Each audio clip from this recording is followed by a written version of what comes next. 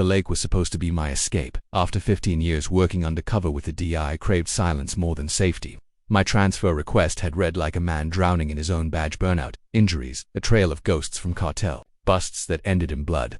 So, when the department offered me an off-the-grid surveillance assignment nestled in a sleepy lakeside community, I didn't ask questions. I packed my files, loaded up the Jeep, and disappeared into the pines. Lakeside pines looked like something off a postcard. Rolling hills, mirrored water, and enough birdsong to drown out the worst memories. But peace here wasn't free. It came with rules.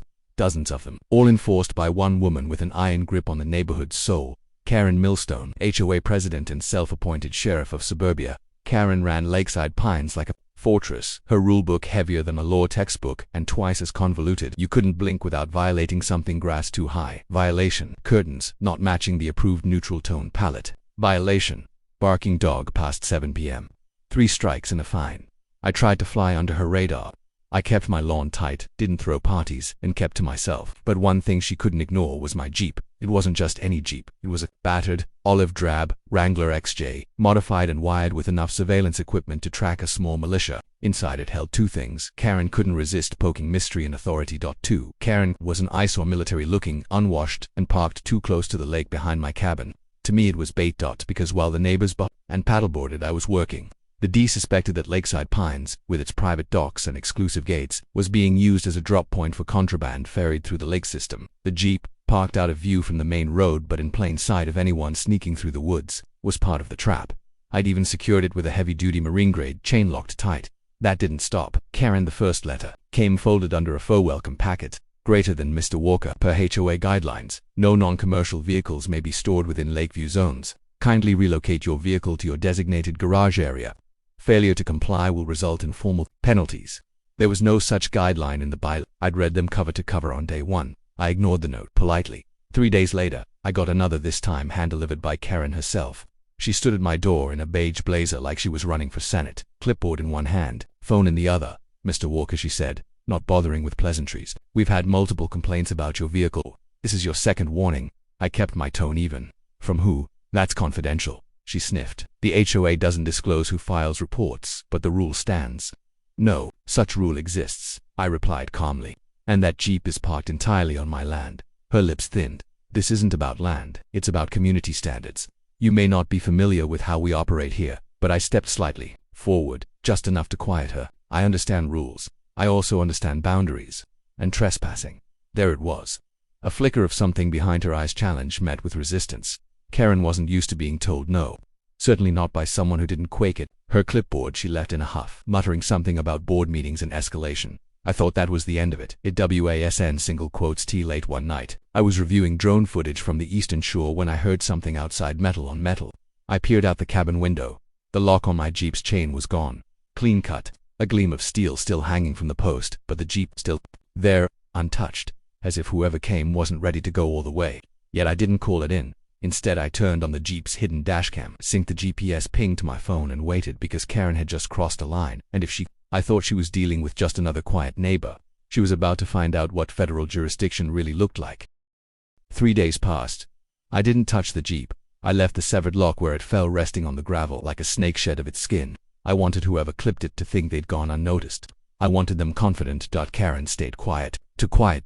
Then came Friday. Humid, overcast, and buzzing with the kind of electricity that hums through your bones before something breaks. I was on the cabin porch, sipping bitter black coffee, reviewing encrypted texts from my D partner, when I saw it, a tow truck. It rolled slowly through the HOA gates, idle, rumbling deep as thunder, stopping halfway down the hill toward my cabin. Bright orange stenciling read, Riverside Vehicle Removal, Local Private. A second later, Karen appeared behind it, clipboard in hand, flanked by 2 HOA board members like smug backup singers, her lips curled like a cat who'd finally cornered her prey. I stood up slowly, heart thudding, not from fear, but rage. She waved a paper at me as she strutted closer. Mr. Walker, as per Article 17C, I'm authorized to initiate towing of non-compliant vehicles following third notice. Your Jeep has been classified as abandoned under the Lakeside Pines vehicle appearance mandate. I stepped forward. But deliberate. You're making a mistake. Karen crossed her arms. No, I'm enforcing standards. Something you clearly don't respect. The tow truck driver looked uneasy. Sir, you want to remove anything from inside before I hook it? Karen interrupted before I could answer. He's had plenty of time to move it. Proceed. I reached into my back pocket not for a weapon, but for a wallet. I flipped it open. The badge caught the overcast light like a flash of lightning. D. Karen S. Face didn't register it at first. Then her expression twisted, not with understanding but with indignation. "You've got to be kidding me," she snapped. "You think flashing a fake badge is going to stop enforcement action? That's impersonation. I'll have you arrested." My voice dropped, razor sharp. "That Jeep is wired with surveillance equipment for a live federal operation. You just ordered the removal of government property." The HOA board members backed away like I'd just announced the vehicle was radioactive. Karen stood her ground. "You're bluffing. Nobody said anything about operations. You never disclosed anything to the HOA, and this," she waved toward the Jeep, "is clearly just some camo junk left to rot." I pointed toward the Jeep's dash. A tiny red LED was blinking, visible now that the door had been opened. "That light is recording you, Mrs. Millstone, and this conversation is being uploaded in real time to a federal database." The tow truck driver's face went white. Karen's faltered, but only for a moment. Then she turned on her heel. "You'll hear from our attorneys." I didn't chase her. Instead, I turned to the driver. "Unhook the winch. Walk away." He didn't argue. The truck rolled out 5 minutes later, but the damage was already done. Karen had broken a federal lock, entered an active surveillance vehicle, and nearly compromised the sting. Worse yet, the Jeep's internal alarm sent a backup signal. 15 minutes later, it had been accessed again. Someone had gone inside, rummaged through the fake drug stash we'd planted under the seat, which meant Karen wasn't just being nosy, she was looking for something. By sunset, my partner Colby was on speaker. "We think your HOA Queen Bee's been poking around the wrong people." I stared at the Jeep's GPS feed. Still steady, still blinking. "She's not done," I muttered. "She thinks there's something inside, something worth stealing." "Want us to pull you out?" he asked. "No," I said, eyes fixed on the ridge where Karen had disappeared. She wanted to play this like a game. Let's show her what happens when she picks the wrong piece off. But bored, I ended the call and walked back inside. I had surveillance footage to review and a plan to write because Karen had just turned a zoning squabble into a federal offense, and she had no clue that the next person she'd meet at her front door wouldn't be a neighbor with a complaint. It would be me, and I wouldn't be holding a clipboard. Karen Millstone had stirred the hornet's nest, and now she was getting stung. It started with a whisper, just a name dropped in the wrong corner of the wrong town. Our CI, embedded in a biker gang linked to lakefront trafficking, reported that someone, an older woman, blonde, mid-50s, had approached their muscle at a docksite bar. She had a proposition. She claimed she could get access to a government vehicle full of interesting cargo, said it had been parked by a new guy who doesn't belong. That set off every alarm in my head. She wasn't just playing neighborhood cop anymore. Karen was bargaining with criminals, fueled by a cocktail of spite and entitlement. She didn't want justice. She wanted control. And now, she was offering access to a DERIG like it was a garage sale item. We traced the trail. The Jeep hadn't been impounded, it had been sold. Within 24 hours of Karen's abandoned vehicle claim, she'd signed papers with a shady private lot 2 towns over. No title, no VIN check, no questions asked. The auction went off market. A cash buyer picked it up for next to nothing. But what Karen didn't know, what she couldn't know, was that the Jeep was still live. Its hidden GPS beacon kept pinging. Every movement, every touch of the steering wheel, every door opened. Colby was furious. She knew exactly what she was doing, he barked. We could have lost everything. Months of setup. 2 federal warrants. Now our evidence chain's compromised. But I wasn't ready to shut it down, not yet, because Karen hadn't walked away. She was circling closer like a moth to the blue glow of a bug zapper. And I knew exactly how to make her walk into the trap. We baited the hook. I leaked word through our CI that the vehicle she sold was still hot. That it wasn't just some abandoned drug mule, it was bait from a federal task force. And the man she sold it from, not just a neighbor, but an undercover agent. The news hit the street like a lit match on dry brush. Karen panicked, but not in the way you'd expect. She didn't flee. She didn't go to the cops. She doubled down. She reached out to the gang again, this time offering access to security feeds, lake routes, and HOA schedules. Said she could control who got in and out of the gated community. She wanted a cut of the deliveries, whatever they were moving. Our wiretap caught everything. She spoke like someone used to negotiating from a podium, not a prison cell. "This place is a fortress. You won't find a cleaner drop point in the state," she said. "I can even keep the feds out. I've got eyes on everything that moves through here." Karen had no idea she was already speaking to federal agents. She thought she was clever and intentional behind her manicured hedges and laminated rulebooks. But we were done playing defense. I called in the team, not just D, but task force units, cyber, narcotics, financial fraud. Karen had her fingers in enough gray areas to bury herself in paperwork for decades. Still, I wanted one last piece, one last moment of truth. We set up a meet, posed as buyers with cash and product, looking to make Lakeside Pines a new distribution hub. Karen agreed without hesitation. She even suggested a location, the HOA clubhouse. After hours, She arrived on time, clipboard in hand, like always. Colby and I waited inside. She stepped through the double doors, heels clicking like a judge walking. "Into courts, Mr. Walker," she said, arching a brow. "You're late to your own party." I smiled.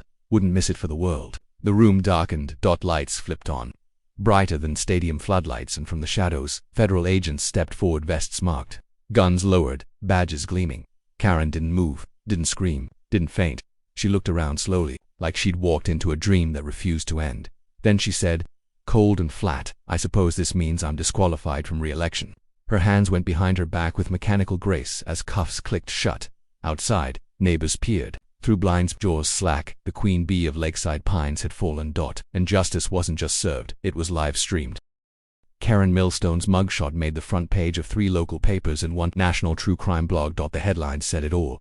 HOA president arrested in D. Sting gone wrong. Suburbia's queen indicted in drug ring facilitation. The Karen who thought she could outsmart the feds. The fallout was nuclear. Within 48 hours, the entire Lakeside Pines HOA board resigned, most under pressure, some under subpoena. Emails were seized. Surveillance footage combed. One board member had helped Karen falsify the abandoned vehicle report. Another had accepted bribes to look the other way during after-hours dock activity. It was more than a neighborhood squabble now. It was federal conspiracy. Karen herself faced a slew of charges: obstruction of justice, tampering with government property, conspiracy to distribute, and attempted interference in an active D operation. Her lawyers tried to spin it, claimed she was misled, mentally manipulated, acting in the community's best interest. But the wiretaps, the signatures, the surveillance footage of her snipping the chain and negotiating distribution percentages with undercover agents. Unforgiving. In court, she remained composed, her chin high even as the judge read the charges. "I was simply protecting my neighborhood," she said. The prosecutor didn't blink. "You weren't protecting anyone. You were profiting off the assumption you could never be touched." Karen was sentenced to 5 years in federal prison with no chance of early release. Not a long sentence in the grand scheme, but enough to dismantle her carefully built empire of control. I wasn't in court that day. I watched it all from a feed in a secure operations room, coffee in one hand, the Jeep's recovered GPS device in the other. We'd found it abandoned in a storage unit 2 towns over, still intact. The equipment inside had survived. So had the evidence. The sting had technically failed, but what it exposed had been 10 times more valuable than the original. Objective still. The mess left behind wasn't just legal, it was communal. Lakeside Pines, once a pristine rule-bound oasis, had turned into a place where trust had dried up like spilled water in summer heat. So they turned to the one man who hadn't flinched through the chaos. "Meet, double quotes, Mr. Walker," the interim board said at the next emergency HOA meeting. "We'd like you to consider taking over as HOA president." I nearly laughed, but I didn't, single quotes, and not for power, not for pride, for protection. Because people like Karen don't disappear. They multiply. They find cracks in the system and pour themselves in like mold in damp wood. If no one's watching, they rebuild. So I rewrote the rules. Every single line of the old HOA bylaws was burned and replaced with a new charter, one that valued privacy, fairness, and transparency. No more anonymous complaints, no more weaponized citations, no more Karen clauses buried under vague language. We installed security measures around the lake, not just for crime prevention, but to make sure no one used the community again as a smuggling conduit. And the Jeep, it still sits behind my cabin under a canvas top. Its surveillance days are over, but I kept it, dents and all, as a reminder that sometimes the enemy isn't in the shadows. Sometimes they're smiling on your front porch, clipboard in hand, pretending to protect you while they quietly sell your world out from under you. Neighbors came up to me after the storm had passed. Never thought she'd go that far. They'd say she always seemed so strict, but harmless. I nodded, said the right things. But in my head, I remembered her words the night of her arrest. "I suppose this means I'm disqualified from re-election." That wasn't sarcasm. That was a woman who meant it. Karen didn't see herself as a criminal. She saw herself as necessary. That's the most dangerous kind. The one who truly believes the rules only exist to be rewritten by those smart or ruthless enough to enforce them. Lakeside Pines is quieter now.